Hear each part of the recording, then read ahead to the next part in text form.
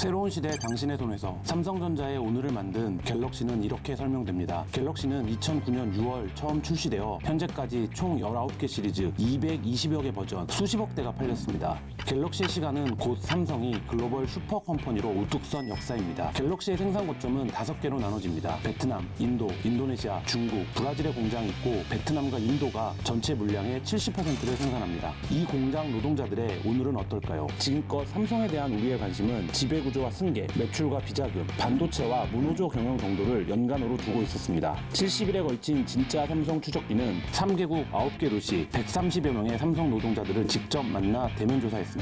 너무나 익숙한, 그래서 우리는 지나왔다고 생각한 진짜 삼성의 이야기입니다. 예, 이번 취재의 제목을 단다면 글로벌 삼성 지속 불가능 보고서 정도 될 것 같습니다. 기사의 주요 내용, 영상을 통해 간단히 설명드렸습니다. 이 기사를 준비한 탐사팀 바로 만나보시죠. 아시아 3개국 순회 취재를 다녀온 김환, 옥기원, 이재연 기자가 나와 있습니다. 안녕하세요. 네, 안녕하세요. 네, 안녕하세요. 취재가 참 쉽지 않았을 것 같아요. 네. 일단 이번 취재의 전체적인 내용을 간략히 좀 설명을 해주신다면요. 네, 이번 취재를 관통하는 문제의식은 네. 지금 과연 지구에서 삼성은 어떤 이름인가를 우리가 한번 진지하게 다른 각도에서 그리고 네. 생각을 해볼 때가 되지 않았나 이런 문제의식에서 출발했습니다. 네. 우리한테 삼성은 사실 너무 익숙한 이름이고 삼성에 대해서 거의 모든 것을 우리가 알고 있는 것처럼 느껴지지만 사실 그동안 우리가 삼성에게 가져왔던 관심 그리고 삼성에 대한 보도가 굉장히 제한적이고 어떤 특정 분야에 머물러 있었다. 네. 그 부분이 저희가 이번 취재들을 통해서 좀 확인할 수 그리고 주로 국내 분야. 그렇죠. 그러니까 그것을 보면 우리 안의 삼성 그리고 네. 삼성의 중심부 이런 문제들에 대한 취재가 그동안 우리가 삼성에 가져왔던 네. 관심이었다 이런 것들을 확인할 수 있었고요. 그래서 저희가 이제 국내외 언론을 통틀어서 뭐이 부분도 왜 국내외 언론을 통틀어서 이번이 처음인지 따로 이따가 설명을 드리려고 하는데요. 네. 삼성이 주요하게 공장을 두고 있는 해외 아시아 3개국을 직접 다니면서 130명 이상의 노동자들을 직접 만나서 대면 조사하고 10여 명 이상의 노동자들을 심층 인터뷰한 그런 취재를 진행을 했습니다. 그러니까 이번에 그냥 우리 안의 삼성뿐만 아니라 글로벌 기업인 삼성을 좀 들여다보자 이런 취지에서 취재를 했고요. 근데 이제 한겨레와 삼성이 좀 관계가 불편하다 보니까 네. 이 표적 취재 아니냐, 네. 저격 취재 아니냐 이런 비판도 있을 수 있을 것 같은데요. 이따 물론 자세한 내용은 따로 말씀하시겠지만. 그러니까 뭐 삼성을 표적으로 할 수 있다면 한국 사회 전체를 표적으로 한다 이런 거랑 비슷한 얘기이기 때문에 저는 오히려 그 질문을 바꿔야 된다고 생각하는데요. 왜 한겨레가 아니면 이런 취재를 하지 않느냐라는 질문을 우리가 던져봐야 된다라고 생각을 합니다. 삼성이 한국 사회에서 몇 번의 변곡점을 거쳐서 지금에 이르렀는데 그 과정에서 우리가 삼성 공장의 노동권 문제 그리고 삼성 공장이 어떻게 글로벌 기업 세계 인류 그러니까 저희가 만난 많은 아시아 노동자들이 삼성 기업을 슈퍼 컴퍼니라고 부르고 있었는데 슈퍼 컴퍼니. 삼성이 어떻게 슈퍼 컴퍼니가 됐는가에 대해서 왜 그동안 지난 20-30년 동안 한국 사회가 그리고 한국 사회 많은 언론들이 한 번도 물어보지 못했는가 뭐이 부분으로 오히려 문제의식을 좀 바꿔야 되지 않나 이런 생각이 들었습니다. 김한 기자가 대표 취재한 곳은 베트남이죠. 베트남과 인도를 제가 다녀왔고요. 베트남 사례는 대표적인 게 어떤 게 있었습니까? 뭐 베트남은 그 베트남 삼성 공장은 이제 유명해졌던 게 김정은 위원장이 이제 하노이에 그랬었죠. 북미 정상회담을 갔을 때, 박린, 그러니까 박린이 하노이에서 한 40분 정도 떨어진 거리에 있는 공장인데요. 그러니까 김정은 위원장이 뭐 베트남식 모델을 배우기 위해서 그 삼성전자 공장에 가는 게 아니냐, 뭐 이래서 이제 그 사전에 뭐 박린 공장은 어떤 곳이냐 이런 이제 보도들이 나왔던. 그때 김창선 비서실장 격인 네네. 김창선 부장이 사전에 답사도 하고 해서 화제가 됐던 거죠. 네, 그렇죠. 하노이 정상회담 결과가 조금 좋았으면 아마 방문을 하지 했을 수도 않았을까 있겠다. 생각이 드는데 지금 현재 베트남은 삼성전자의 스마트폰을 가장 많이 생산하고 있는 국가입니다. 그리고 베트남 이거 굉장히 놀라운 수치인데요. 베트남 전체 수출과 경제에서 삼성전자가 차지하는 비율이 25%입니다. 25%. 그러니까 베트남 경제의 25%가 삼성전자의 매출이다. 그리고 이렇게. 그 공장의 노동자들은 한 4만 명 정도 되고. 그러니까 두 개 지역의 공장이 나눠져 있는데요. 그러니까 박린 공장이 지금 단일 공장으로서는 가장 많은 규모의 한 4만 명 정도를 고용하고 있고 타이응은에도 공장이 있는데 이 타이응은 공장에도 한 4, 5천 명 정도. 인도네시아는 누가 얘기해 주시겠어요? 인도네시아 치카락 공장을 제가 다녀왔고요. 네. 혹시 뭐 보엽 선배 인도네시아 인구가 몇 명인지 아십니까? 억 단위예요. 억 단위입니다. 예, 2억, 3억 2억 7천만 예, 명이고요. 예. 전 세계 인구 순위로 따지면 4위 국가입니다. 네. 치카랑 공장 같은 경우는 이 거대한 그 인구들을 위한 내수 중심형 공장으로 만들어졌고요. 거기서 만드는 건 주로 인도네시아 예. 내부에서 팔리는 내부에서 예. 팔리는 휴대폰과 가전제품들을 주로 생산을 하고, 예. 근데 상대적으로 아까 완솔백께서 얘기하신 베트남 공장 그리고 인도 공장보다는 굉장히 단위가 작은 공장이지만 제가 인도네시아 치카랑을 갔다 온 이유는 굉장히 재미있는 이야기가 숨겨져 있습니다. 그 그래요. 이야기는 제가 다음 주 한겨레 라이브를 통해서 생생히 또 전달해. 예약을 하다 보니까 인도는 어땠습니까? 아, 네. 인도는 아마 독자분들이 이제 제일 많이 들어봤을 법한 네. 공장 중에 하나인데 네. 작년 7월에 문재인 대통령이랑 이제 모디 인도 총리랑 네. 함께 준공식을 방문했던 곳이기도 해요. 그랬죠. 네. 네. 그래서 97년에 처음 만들어졌는데 휴대전화를 주로 네. 생산하고요. 그래서 생산성 측면에서는 삼성 공장 중에서 네. 1위를 차지하고 있다고. 생산성. 네. 그렇게. 그리고 지금 네. 이렇게 계속 짓고 있는데 네. 완공이 네. 2020년인가요? 네, 완공. 네. 완전히 완공. 네, 네. 그거는 2020년이고요. 그때 되면 세계 최대 네. 공장이 된다는 거죠. 단일 공장 기준으로 세계 최대 스마트폰 공장이 7만 명? 네, 예, 고용 예. 규모는 7만 예. 명이고 한 해 1억 2천만 대 예. 휴대전화를 생산할 것이라고 알려져 있고요. 예, 바로 그럼 네. 본론으로 들어가 봅시다. 이 세 나라에 가서 삼성 공장에서 일하는 노동자들을 만난 거잖아요. 네. 근데 그 나라별로 사정이 다를 법도 한데 세 나라 노동자들이 증언한 내용이 공통점이 있었다면서요. 네. 그러니까 삼성 공장이 먼저 진출한 국가들이 공통점을 갖고 있는데요. 아까 네. 옥경 기자도 얘기했지만 일단 인구가 많은 국가들입니다. 그리고 아시아에서 비교적 가파르게 경제 성장을 지금 이루고 있는 이른바 이제 개발도상국 국가 중에서도 좀 경제 성장 속도 굉장히 빠른 그러면서 잠재적인 노동 인구 굉장히 많은. 그러니까 기업 입장에서는 굉장히 좋은 조건인 거죠. 뭐냐면 생산도 좋고 예, 시장도 그렇죠. 좋고. 예, 그런 측면이고 국가 단위의 투자나 이런 거에 유치에 굉장히 적극적이기 네. 때문에 삼성 입장에서는 이른바 이제 국가와의 딜을 하기에도 굉장히 편리한 거죠. 저희가 갔던 공장들도 보면 인구가 밀집돼 있는 수도권에서 한 3, 40분 정도 떨어져 있는 거리. 그러니까 지금 한국을 생각하시면 간단한데 한국도 서울에서 한 1시간 안쪽에 수원, 뭐 천안 이런 삼성 공장들이 있잖아요. 그래서 풍부한 잠재 노동 인구를 갖고 있고 국가에서도 삼성이 공장을 짓는다고 하면 굉장히 투자를 많이 하는 뭐 이런 이제 공통점들을 갖고 있는 국가들에 삼성이 지금 진출하고 있는 상황입니다. 노동자들은 어떤 얘기를 하던가요? 삼성에 대해서. 노동자는 아까 말씀드렸듯이 이제 일단 글로벌 슈퍼컴퍼니라고 네. 생각을 하고요. 그러니까 이 나라들이 한국에 대한 이미지 같은 것들이 어쨌든 대중문화나 이런 것들을 접하기 때문에 기본적으로 이제 호의적인 인식을 갖고 있는 상태에서 삼성과 같은 굉장히 큰 IT 기업이라는 인식들이 겹쳐져 있어서 기본적으로는 뭐 삼성에 대한 인식이 굉장히 좋은 편입니다.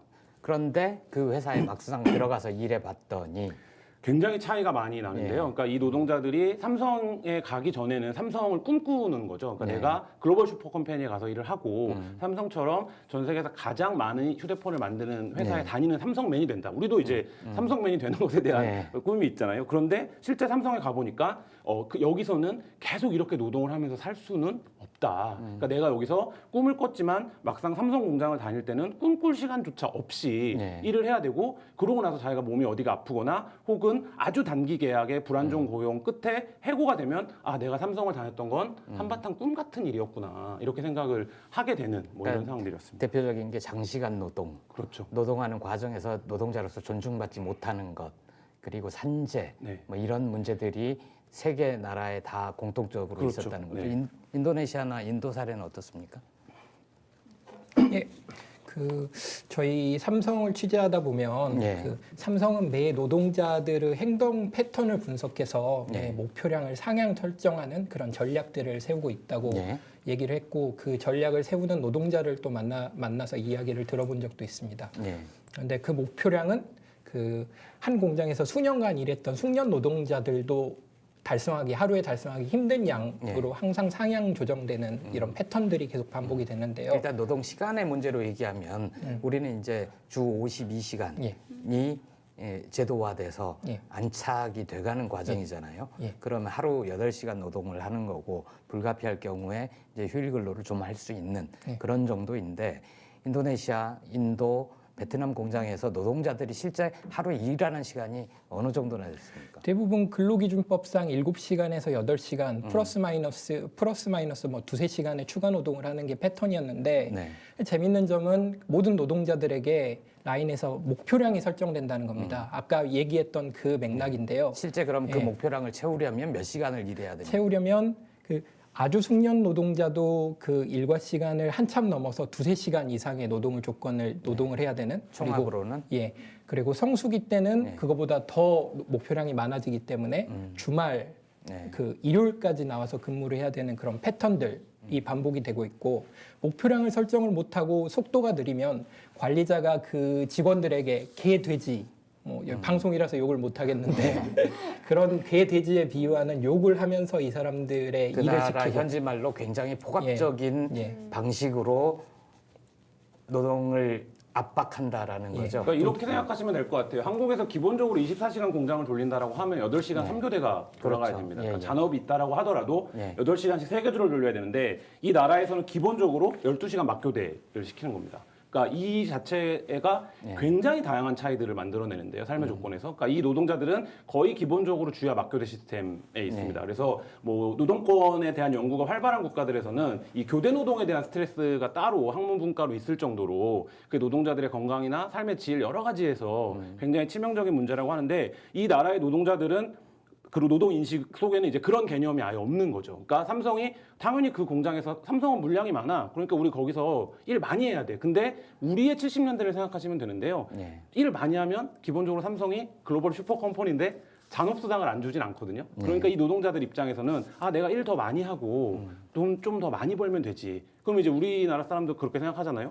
야 그게 좀 가난한 나라에서 다 그렇게 하는 거지 라고 생각을 하는데 삼성은 이걸 어떻게 관리하는 거냐면 그런 방식의 노동을 해도 건강에 문제가 생기지 않을 정도의 아주 젊은 노동자들을 단기 고용합니다. 그러니까 왜냐하면 젊은 노동자들도 그런 방식의 노동을 계속 수행할 경우에는 건강에 반드시 문제가 오거든요. 그럼 이제 삼성의 이미지나 여러 가지에서 타격이 올 수 있잖아요. 뭐 그런 것들을 감안해서 아주 젊은 노동자들. 그래서 저희가 만났던 노동자들이 대부분 다 20대 초반. 그리고 삼성에서 일한 경력이 비교적 길지 않은 이런 노동자들로 이제 몇만 명들이 구성이 되어 있는 거죠. 그러니까 체력이 좋은 젊은 사람들을 짧게 고용하면서 오래 써먹는. 네, 20대 그런 초반일 때는 뭐 보통 안 아프잖아요. 김원 기자가 만난 사람 네. 중에는 베트남 노동자가 시를 쓴 것도 있죠. 네, 그러니까 삼성 베트남 노동자가 쓴 시를 보시면 네. 이 이제 삼성 공장의 노동자들이 어떤 생활을 하는지 그 딱 직관적으로 이해하실 수 있을 텐데요. 시를 한번 보시죠.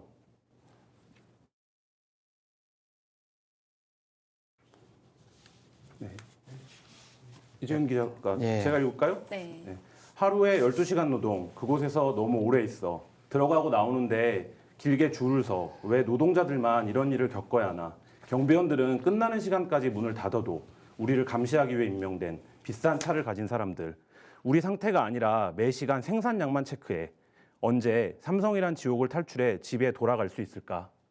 네, 이분은 시를 쓰셨는데 네. 삼성을 빨리 탈출해야 할 지옥으로 표현을 했군요. 네. 그래서 여기서 몇 가지 좀 저희가 이 시를 보면서 좀 삼성 공장의 실태를 말할 수 있는 것에 가슴이 아팠던 부분은 어떤 거냐면 우리 상태가 아니라 매 시간 생산량을 체크한다라는 것과 노동자들이 있는 동안 문을 닫아둔다라는 거예요. 그러니까 이거는 아이로가 가장 강력하게 금지하고 있는 것 중에 하나가 강제노동이거든요. 그러니까 사실상의 강제노동 상태에서 삼성 공장이 돌아간다라는 걸 이 시가 은유적으로 좀 보여주고 있는 게 아닌가. 인도네시아도 그렇게 관리자들이 폭언을 많이 하고 장시간 노동에 시달리던가요? 네, 인도도 마찬가지였는데요. 네, 네. 지금 인도 노동자들이 저희와 인터뷰에서 공통적으로 말하는 게 수치스러운 상황이 너무 많아서 네. 그게 가장 힘들었다. 정신적인 스트레스가 굉장히 컸다.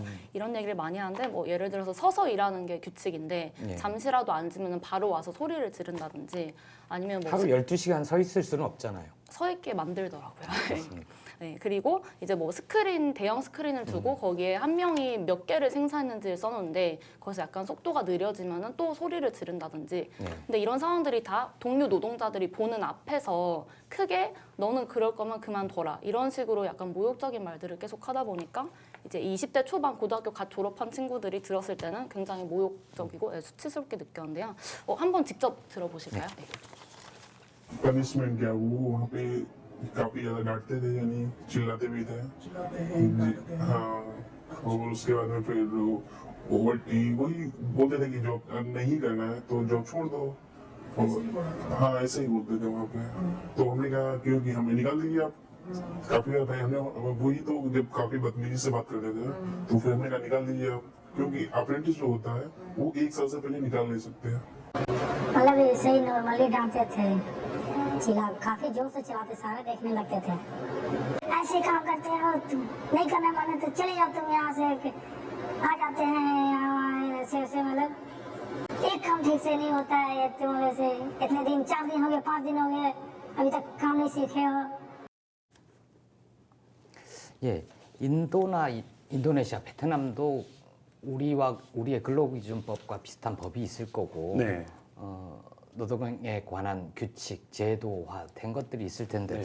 왜 이렇게 심하게 닥달을 해야 되는 건가요? 그게 약간 종합해서 얘기하면 삼성이 세계 1류 기업이 된 핵심 비법 중에 하나인데요. 이른바 택트 타임입니다. 그러니까 노동자 한 명이 택트. 예, 택트 예. 타임인데요.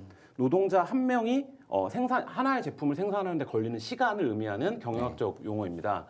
근데 제가 이제 기사에 그런 문장을 썼었는데요. 그러니까 삼성의 시간은 24시간이 아니라 네. 택트 타임을 기준으로 흐르는 거죠. 삼성 공장의 시간은. 그래서 예를 들면 아까 이재영 기자가 얘기한 것처럼 네. 어떤 노동자가 하루에 1,600개의 생산량을 할당량으로 부여받으면 이 사람의 노동은 8시간에 끝나는 게 아니라 이 1,600개를 생산하는 순간 끝난다는 그걸 다 거죠. 조립해야지만 그렇죠. 그 사람의 시간이 네. 끝난다는 네. 거죠. 그러니까 이거를 굉장히 효율적이고 강제적이고 통제적으로 관리하는 게 이른바 삼성의 노무관리, 삼성 경영의 핵심인 거예요. 그러니까 이게 저희가 삼국에서 모두 증언으로 듣기도 하고 실제 확인하기도 했는데 어떤 거냐면 앞에는 아까 이재영 기자가 얘기한 것처럼 전광판을 두고 시각적으로 이 부분을 관리합니다. 그러니까 예를 들면 너는 하루에 1,600개를 해야 되는데 지금 오전 11시인데 넌 지금 이거밖에 못하면 넌 어떻게 할 거냐라는 걸 계속적으로 시각적으로 보여주는 거죠. 그리고 뒤에는 어떻게 하냐면 관리자들이 계속 모욕적인 발언을 하는 겁니다. 이거 뭐냐면 청각적인 긴장감을 계속 고조시키는 방식인 거죠. 그러니까 결국 시각과 청각. 네네. 그러면 이 공감각 속에서 노동자들은 네. 삼성 공장을 어떻게 기억하냐면 누군가 계속 고함을 지르는 공포의 공간이다라고 이제 기억을 하는 거예요. 그 안에서 계속 이제 이 텍스타임을 맞추기 위한 노동을 하는 거고 삼성이 전 세계에서 1위를 하는 2개 품목, 압도적인 1위를 하고 있는 2개 품목이 뭐냐면 반도체와 휴대폰입니다. 이 반도체와 휴대폰의 산업적 특징이 뭐냐면 굉장히 노동 집약성이 강하다는 거예요. 근데 우리는 반도체와 휴대폰이 굉장히 첨단 전자 산업의 어떤 총합인 것처럼 이해를 하지만 실제 이것을 대량 양산하는 체계로 넘어가서 삼성이 세계 1위 기업이 된 것인데 이 부분에서는 지금 좀 전에 말씀드린 노동자를 쥐어짜는 방식의 텍스타임 관리가 삼성 경영의 사실 핵심인 거죠. 그리고 어떤 전문가들은 극단적으로 삼성이 국내에서 그걸 못해서 해외로 나간 거다. 이렇게 얘기하는 전문가들도 있습니다. 예, 관리의 삼성이 실제로는 텍트 타임이라는 네. 시간 관리, 물량 관리 이것으로 아시아 청년들의 피와 눈물 위에 초일류 기업 삼성을 쌓아 올린 거다. 이렇게 이해할 수 있겠네요. 그런데 이제 공장 안의 시간뿐만 아니라 공장 밖의 시간까지도 관리를 했다면서요. 네, 이 부분과 관련해서 이제 국제 노동 전문가들은 이른바 지구에서 벌어지고 있는 노동의 삼성화 현상이라는 개념을 만들어야 된다. 노동의 삼성화. 예, 예. 라고 얘기를 하는데 뭐냐면 생산량 관리가 공장 안에서만 이루어지지 않는다는 거예요. 예. 이 얘기는 무슨 얘기냐면 공장 밖의 생활을 일정 정도 삼성의 통제 하에 두면서 네. 이 노동자들이 실제 공장에 와서 생산량을 극대화시킬 수 있도록 관리한다라는 건데요. 어떤 방식으로 그랬나요? 2가지입니다. 하나는 일단 출퇴근 관리를 합니다. 출퇴근 관리는 저희가 이제 만난 베트남 공장 같은 경우에 한 25% 이상의 노동자들이 삼성 버스만 타고 출근과 퇴근을 할 수 있어요. 그러면 자기 오토바이를 타고 오거나 대중교통을 이용해서 출근하는 게 불가능한가요? 그러니까 그런 노동자들도 있긴 한데 네. 기본적으로 아까 말씀드렸듯이 하노이에 사는 사람들은 이 방린까지 오려면 40분 정도 거리를 와야 되기 때문에 이 거리를 오가는 방식은 네. 삼성 버스를 타는 것밖에 사실 없는 거죠. 그러면 어떻게 되냐? 조퇴나 지각이 불가능해집니다. 아하. 그리고 또 어떤 일이 벌어지냐면 내일은 6시에 끝났어요. 네. 근데 버스는 8시에 있단 말이에요. 그럼 이 2시간 동안 뭘 하게 되냐? 잔업을 그냥 하는 거예요. 아 그래요? 네. 이미 자기 할당량을 다 다 채웠는데도. 채워도 왜냐하면 어차피 내일도 그만큼 일이 떨어질 테니까 예. 라고 하는 거죠. 그거를 그래서 전문가들은 어떻게 지적하냐면 노동자들을 가장 멍청하게 만드는 방식의 관리라는 거예요. 근데 노동자들이 그렇게 멍청하게 일만 하게 되면 어떻게 되냐? 공장 입장에서는 당연히 물량이 늘어나고 생산성이 높아지는 거죠. 첫 번째 방식이 통근 버스를 이용한 출퇴근 관리. 네. 그러니까 이 방식은 한국에서도 있었던 방식입니다. 그래서 네. 과거에 이제 한겨레가 뭐 왜 그 소녀들은 삼성 버스를 탔나 이런 제목의 한겨레 21에서 기사를 쓰기도 했었는데 네. 한국에 있던 방식을 그대로 가져간 거고요. 그다음 이제 기숙사가 있죠. 삼성 기숙사 같은 경우는 삼성에서는 노동자들의 주거 안정, 복지 혜택인 것처럼 얘기하기도 합니다. 왜냐하면 가난한 나라의 노동자들에게 우리가 주거까지 제공하고 있다. 뭐 이렇게 설명을 하는 방식이죠. 일정 정도 삼성의 얘기도 맞습니다. 하지만 이 기숙사는 완전 병영식 공간이거든요.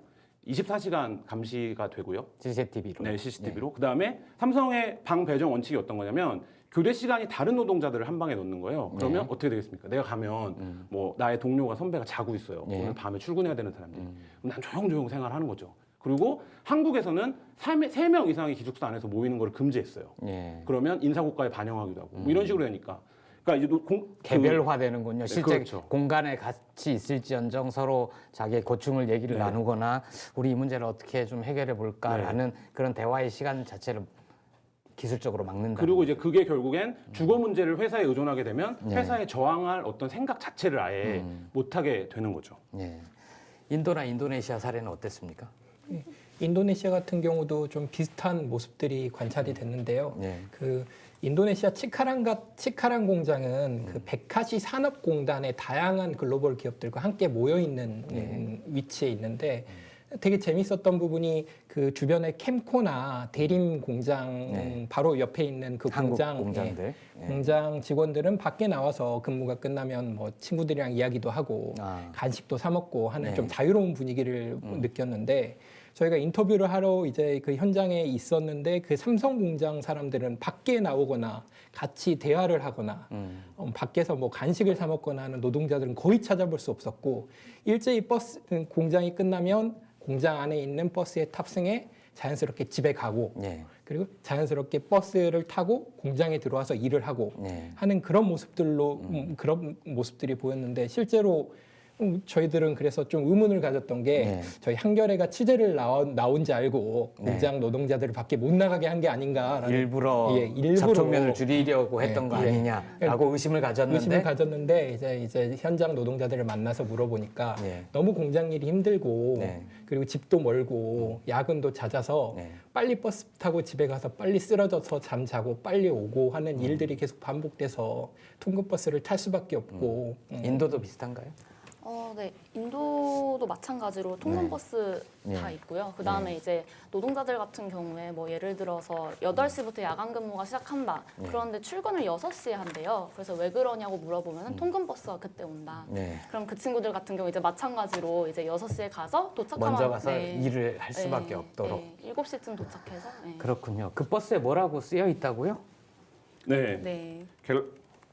갤럭시 10의 문구죠. 예. 그 각국의 언어로 번역되어 있는데요. 남과는 다른 특별한 기준이라고 쓰여져 있는데요. 그 문구가 굉장히 인상적이었는데 그 버스가 이제 그 개발도상국 국가들의 길을 다니거나 도시를 다닐 때 굉장히 세련돼 보입니다. 왜냐하면 세계 1위 핸드폰의 이제 광고고 삼성 공장 다니는 사람들인데 그 밖에서 그 버스 안에서 바깥을 응시할 때는 잠깐 내가 멋진 기분이 들 수 있겠죠. 으쓱할 수도 있고. 근데 실제 이제 그 공장의 삶이라는 걸 저희가 밀착 취재했던 그 공장의 삶이라는 건 결코 지속 가능하지 않다라는 거고요.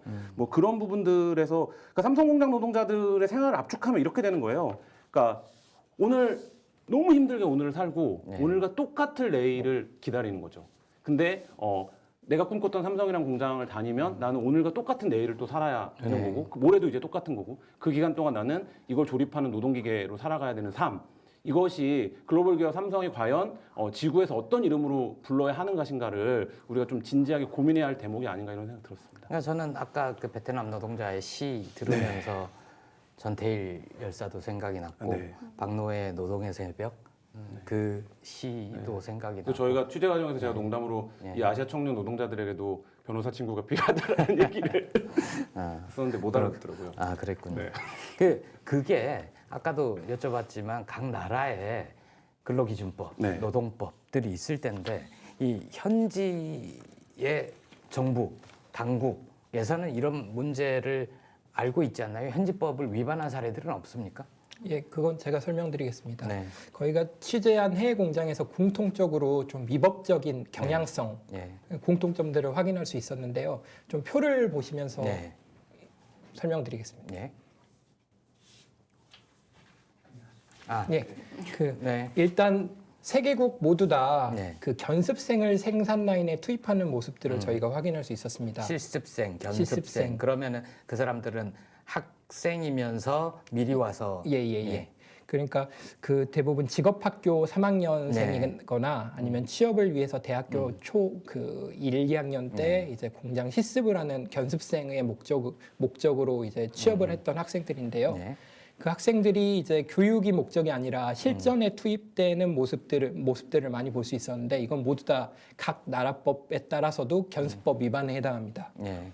그리고 휴가를 사용하지 못하게 하는 부분들도 대부분 국가에서 저희가 공통적으로 확인할 수 그 있었는데요. 나라들도 견습생일 경우에 뭐 노동 시간은 보통 정규직 노동자에 비해서 좀 줄이거나 예. 아니면은 뭐 좀 그 교육의 목적이잖아요. 원래는. 교육의 목적인데 네. 이 견습생들에게도 똑같이 아까 말씀드렸던 것처럼 할당량을 주고 그 할당량을 채우지 못하면 자연스럽게 추가 근로를 할 수밖에 없는 상황을 만들어 놓고 임금은 정규직하고 동일하게 줍니까? 일을 그렇게 시키면? 근데 임금은 그거보다 더 낮은 약간 70% 정도의 임금을 받으면서도 견습생이니까 이 정도 주는 거다라고 얘기하고. 견습생을 70% 임금을 주면서도 네. 그만큼 노동력은 정규직과 똑같이 착취하는 그런 경향성을 볼 수 있습니다. 이게 간단히 얘기하면 이 견습공이라는 건 교육과 그 나라의 어쨌든 잠재적인 경제 성장 부흥을 위해서 네. 가르치는 개념들을 이제 도입을 하고 있는 거예요. 우리나라도 현장 실생 교육이 네. 있잖아요.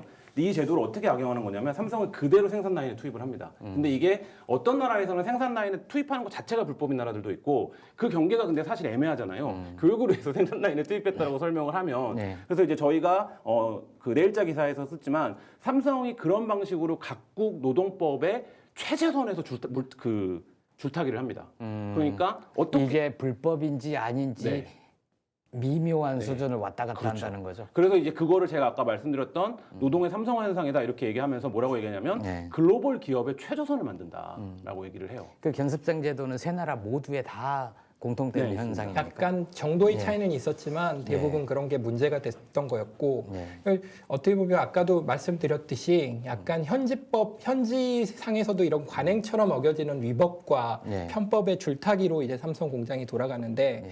분명 저희가 한 가지 명심해야 될 부분은 삼성은 그 현지 기업도 아니고 네. 그 전 세계 뭐 삼류 기업도 아닌 네. 초인류 기업이라는 점을 좀 명심해서 최소한의 그 전 세계적인 기준, 전자산업의 기준들을 지키면서 해야 되는 기업임을 고려했을 때는 이런 건 굉장히 문제가 될 거라고 저희는 파악을 했습니다. 거기서 임금 수준은 어땠습니까? 네, 임금을 저희가 기사를 쓸 때 사실 제일 고민했던 부분인데 왜냐하면 얼마를 받는다고 했을 때 결국 예. 그 나라에선 그 정도면 많이 받는 거 네. 아니냐 이런 식으로 독자들이 반응할 수도 있겠다고 생각을 했는데 그게 아니었어요. 취재를 해보니까.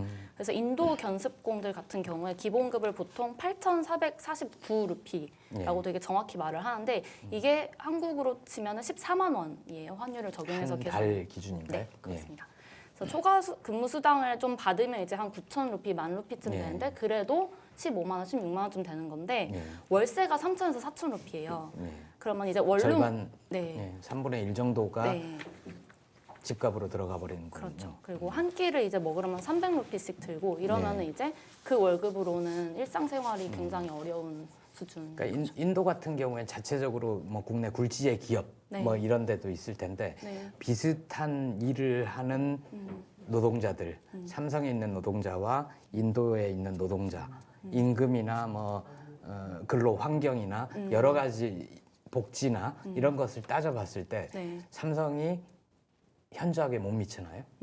견습공들 같은 경우에는 이제 인도 법에서 정한 하한선이 있기 때문에 거의 모든 기업이 동일한 수준의 월급을 받는다고 알려져 있고요. 네. 사무직 같은 경우는 삼성보다 다른 다국적 기업들이 좀 더 많이 준다고 네, 현지 노동자들은 그렇게 말을 했어요. 현지 노동자들은 어떻게 하냐면 그 견습공의 월급은 그 나라 국가에서 규정적으로 정해져 있는 금액이기 때문에 네. 삼성처럼 아무도 일을 안 시키죠. 아, 그렇군요. 그러니까 그래서 예를 들면 다른 글로벌 기업들, 뭐 타타가 이제 인도의 국민차 기업인데 네. 이런데 다니는 이제 견습공들은 야 삼성처럼 어떻게 일을 하냐라는 이제 반응들이 자기들끼리 있다라는 거예요. 근데 네. 이제 이 견습공들은 한국도 마찬가지지만 정보가 부족한 상태에서 오기 때문에 네. 삼성에 가면 어느 정도 강도의 일을 하는지를 몰라요. 그러니까 이제 와서 했는데 하고 나서 깜짝 놀라는 거예요. 깜짝 놀라는 거죠. 그래서 막 저희 이제 뭐 그 기사에도 나오지만 뭐 여러 가지 이제 한국으로 말하자면 근골격계 질환이라고 부르는. 근데 이제 네. 그 나라 노동자들은 이제 그런 개념 자체가 아직은 없는데 그러니까 그런 것들 단순한 작업을 계속 하니까요. 같은 네. 거를 강도를 네. 아주 높은 강도에서 진행을 하기 때문에 그러니까 그런 부분들을 놓고 보면 저는 취재하는 입장에서 사실 같은 그러니까 저도 제 마음속에 네. 삼성 한국 기업이라는 생각이 있기 때문에 약간 창피하더라고요. 그러니까 이렇게밖에 못 하나. 관련해서 현지 전문가들 취재도 좀 했었죠. 잠깐 보실까요? Exploitation is really high in most of Samsung factories and Samsung subcontractors or suppliers. One of the issues here is short-term contracts or internship. The interns or student interns in different countries in Asia, they work in Samsung as an intern, claiming that they are learning something in the production, but actually they do the same work like the regular workers do. It is a trend in every countries where Samsung is located. 예, 지금 방금 나온 분은 옥 기자가 취재한 분인가요? 예, 인도네시아 립스라는 노동단체의 소장을 맡고 있고요. 네. 지금까지 삼성의 글로벌 해외 공장의 문제점들을 관련한 보고서를 많이 발표했던 전문가인데요. 네. 이 파미는 저희랑 취재하는 과정에서 삼성에 대해서 악랄한, 그 굉장히 문제가 심각한이라는 단어를 써가면서 삼성을 굉장히 신랄하게 비판을 했습니다. 네. 가장 큰 이유는 그 삼성이라는 기업이 이제 모든 다른 주변 기업들을 이끄는 리딩 기업의 성격을 가지고 있어서 네. 삼성이 이런 불법들을 쪼개기 계약이라든지 그런 편법들을 도용을 해오면 다른 기업들도 자연스럽게 따라가는 그런 현상들이 삼성이 보입니다. 저렇게 하는데 아무 문제가 없더라. 우리도 그 정도까지는 해도 되는 거 아니냐. 이런 효과가 있다는 거죠. 삼성이 저렇게 하는데 우리도 라는 인식들을 주는 굉장히 악랄한 리딩 기업이다라는 비판으로 신랄하게 했습니다. 그런 문제가 있군요. 예. 글로벌 최저선. 글로벌 최저선. 네. 네. 그게 삼성이 지키고 있는. 제가 뭐 그냥 가볍게 얘기하지만 삼성이 진짜 한번 무겁게 고민을 해줬으면 좋겠어요. 그러니까 아시아에 있는 현장 노동자들 그리고 아시아를 포함해서 국제 경영 노동 관련된 전문가들이 삼성이 글로벌 최저선이다라고 규정하는 것이 삼성이 지금 지구에서 어떤 모습으로 비춰지고 있는가를 삼성이 좀 무겁게 고민을 해봤으면 좋겠습니다. 그렇군요. 예, 근데 이게 왜 이렇게 낯설게 느껴지는 거죠? 그동안 삼성에 대해서 물론 우리나라 대부분의 언론들이 삼성에 대해서 부정적인 보도를 하지 않으려 하고 한겨레가 좀 외롭게 보도를 하고 이런 측면이 있었는데 그러면서도 이 해외 취재는 별로 보지 못한 것 같아요. 그러니까 삼성과 관련해서 우리가 연관어로 두고 있는 것들이 사실 있다라는 생각을 이번 취재를 통해서 했는데요. 가장 큰 관심이 있는 건 승계 문제죠. 그러니까 그렇죠. 삼성의 주인이 누가 될 것이냐 문제가 있고 그다음에 경제지나 보수지들이 관심을 갖는 문제는 삼성의 매출, 삼성의 이익, 삼성의 경제에 어느 정도 영향을 미치고 있느냐. 사실 삼성에 대해서 언론이 가지고 있는 막연한 두려움도 거기서 시작하는 거잖아요. 근데 저는 이것이 아까 전에 말씀드렸던 것처럼 철저하게 삼성의 중심에 관련된 얘기인 거죠. 그리고 우리가 그거를 비판하는 언론조차 드물었기 때문에 그런 보도를 해도 막 삼성의 용기 있게 보도를 했다라고 얘기를 했는데 실제 삼성이 세계적인 기업이 되고 글로벌 기업이 되는 데서 삼성이 글로벌에 미치고 있는 악영향은 그 중심의 문제들이 사실 아닙니다. 왜냐하면 어떤 거냐면 주변의 문제들인 거예요. 삼성은 전 세계에서 30만 명 이상을 고용하고 있는 회사거든요. 근데 이 삼성의 주변부에 있는 노동자들이 이런 삶을 살아가고 있다라는 거를 지금까지 한 20여 년 동안 삼성이 90년대 중반 정도부터 해외 공장을 두기 시작했는데요. 그 이후로 따지면 지금 20년 이상의 세월 동안 삼성 본사가 있는 한국 언론이 한 번도 현지 취재, 현지 르포를 해보지 않았다라는 것들이 우리가 삼성을 보도하는 관점에 있어서에 굉장히 협소했고 삼성을 보도하는 문제에 있어서 굉장히 한 번도 드러내놓고 말하지 못했지만 어떤 자체적인 그게 되겠어? 저희도 사실 그 생각했었거든요. 나가면 취재가 되겠어? 라는 생각을 처음에 취재 시작할 때 했었는데 그거에 오랫동안 우리가 삼성에 짓눌려 왔던 게 아닌가라는 생각도 하게 됐습니다. 지금 살짝 자랑하는 거죠. 더 하고 싶은데요. 이게 그러니까 삼성과 관련해서 그동안 노동복지단체에서 문제 제기도 있었고 해외 언론에서는 이런 비슷한 사례를 취재한 적이 있었으나 국내에서 실제로 해외의 삼성 노동자들을 만나서 증언을 듣고 그렇죠. 설문조사도 하고 그래서 이걸 뭐가 문제인지를 심층적으로 들여다본 기획은 최초다. 네, 그러니까 저희가 그걸 최초로 해서 너무 잘했다 이런 말씀을 드리는 게 아니라 제가 이 말씀을 드리는 취재하면서도 영역은 부끄럽다. 네, 그러니까 왜 우리가 여태까지 이걸 못 해왔는가를 고민해야 되는 거죠. 알겠습니다. 시청자들 보고 계신 시청자들 입장에서는 그런 생각도 하실 수 있을 것 같아요. 국내 비슷한 사례들도 떠올리실 수 있을 것 같고 예를 들어서 황유미 씨가 그래서 안에서 새는 바가지가 밖에서도 샌다 뭐 이런 생각도 하실 것 같고 또 어떤 분들은 우리가 예전에 그랬듯이 그 개발도상국 국가에서는 원래 장시간 노동하고 저임금 노동 시달리는 거 아니냐 왜 우리가 다른 나라 사례까지도 관심을 가져야 되냐 뭐 이런 생각을 하시는 분도 있을 것 같은데요. 네, 각자가 생각이 좀 다를 것 같은데요. 그러니까 지금도 뭐 절찬리에 상영 중인 기생충이라는 영화가 한국 사회에 묻고 있는 질문은 결국 우리가 모두가 잘 살게 됐다라고 믿게 됐고 그 어느 세월을 통과해 왔는데 그 벌어진 격차에 대해서 우리가 이제 말하는 것조차 낯설어진 그리고 거기에 보이지 않는 존재들이 살아가고 있는 걸 이제 있는 이런 거 이제 고발했는데 저는 삼성이 아시아에서 만들어내고 있는 문제가 바로 그 문제라고 생각을 합니다. 그러니까 우리 입장에선 지나온 일이거든요. 우리도 7, 80년대 다 그렇게 살았어. 개발도상국 국가들 가난한데 삼성이 가서 일자리 만들어주고 이러면 좋은 거 아니야? 근데 아까 옥경 기자나 이재영 기자가 계속 얘기한 것처럼 그 나라의 현지법을 어기고 있어요. 그 나라의 현지법보다 낮은 수준이에요. 그리고 이 기업들이 이 삼성의 이런 방식의 경영이 그 나라 노동자들에게 어떤 영향을 미칠 것이냐를 생각해 보면 삼성이 지금 당장 벌어들이고 있는 이익, 매출 이런 것들이 우리 입장에서 우리도 글로벌 기업을 갖고 있어라고 하는 것이 국위선양이라고 생각될지 모르지만 실제 장기적으로 보면 이 삼성이 지금 아시아에서 벌이고 있는 이 착취 문제가 훨씬 더 심각한 문제가 될 것이다. 그럼 우리 입장에서도 삼성이 지속 가능해야 되는데 지속 가능할 것이냐 이걸 한번 물어봐야 된다. 오늘은 구체적인 얘기는 안 해주셨는데 노동시간이나 뭐 거친 말 하는 것 그 이상의 것들을 내일 더 들려주실 거죠. 마지막으로 취재 과정에서 겪었던 어려움 그 한마디씩만 좀 해주실까요? 저희가 이제 현장에서 노동자들을 만나고 그 노동자를 인터뷰하면서 많이 들었던 이야기들이 굉장히 좀 삼성에게 보복을 받게 될 것을 두려워했었습니다.